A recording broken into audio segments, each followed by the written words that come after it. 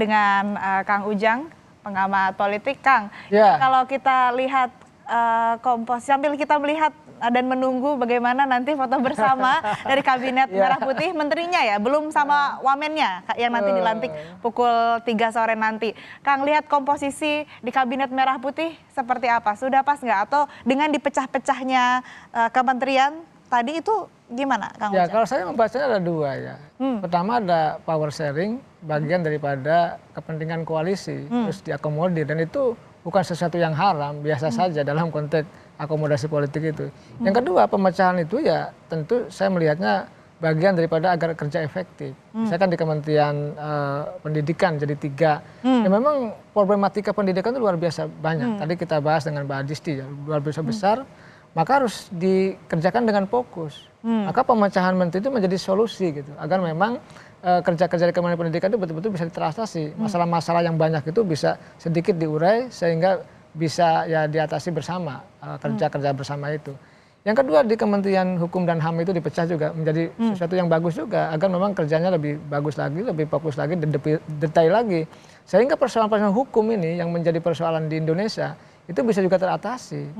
Oleh karena itu kita lihat nanti ukurannya adalah kan kinerja. Oleh karena itu kalau kita bicara kinerja, maka ya kita tunggu setelah dilantik 100 hari, kita tunggu, kita nilai bersama.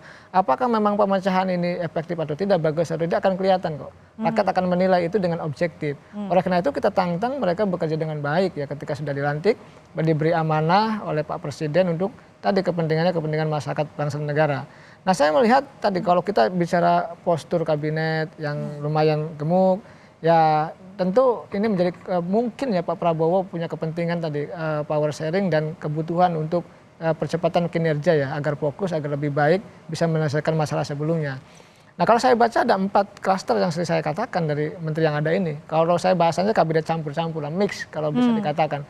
Pertama ada klaster dari partai politik, faktanya iya.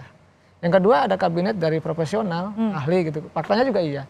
Yang ketiga saya lihat ada loyalis Pak Prabowo juga, dan berhak dong, karena memang Pak Prabowo banyak loyalisnya yang berjuang mati-matian, berdarah-darah, kalah lalu menang gitu ya.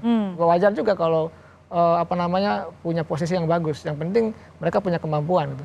Yang keempat tuh klaster dari relawan atau tim sukses, itu kan ada yang menteri dan wakil menteri.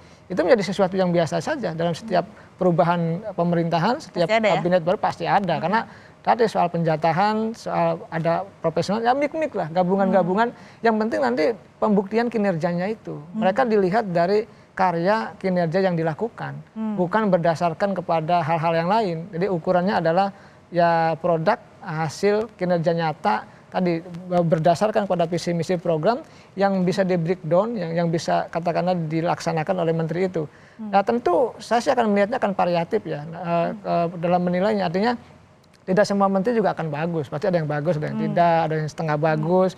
Oleh karena itu saya melihat, saya sering survei dulu ya di yang lalu-lalu gitu ya. Ada kita untuk bisa mengukur, melihat tingkat kepuasan terhadap menteri itu, kinerjanya seperti apa, itu bisa dinilai kok. Asalkan memang kita menilainya secara objektif, jangan subjektif.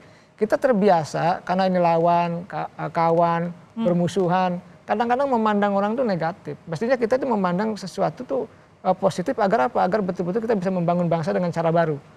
Oke lah kalau kita tidak suka ya kita kritik dengan objektif. Itu tugas kita adalah anak bangsa mengkritisi siapapun, termasuk para menteri yang ketika dianggap gagal, dianggap tidak bekerja dengan baik. Tugas kita sebagai rakyat Indonesia mengkritisi menteri-menteri itu. Karena memang mereka dilantik, diberi amanah bekerja untuk kepentingan masyarakat. Kan Pak Prabowo selalu mengatakan rakyat harus disejahterakan. Pemberantasan hukum harus ditegakkan gitu ya. HAM juga harus ditegakkan, pendidikan harus dimajukan, banyak loh asta cita yang dibangun oleh Pak Prabowo itu adalah bagian daripada tugas menteri untuk bisa merealisasikannya di lapangan.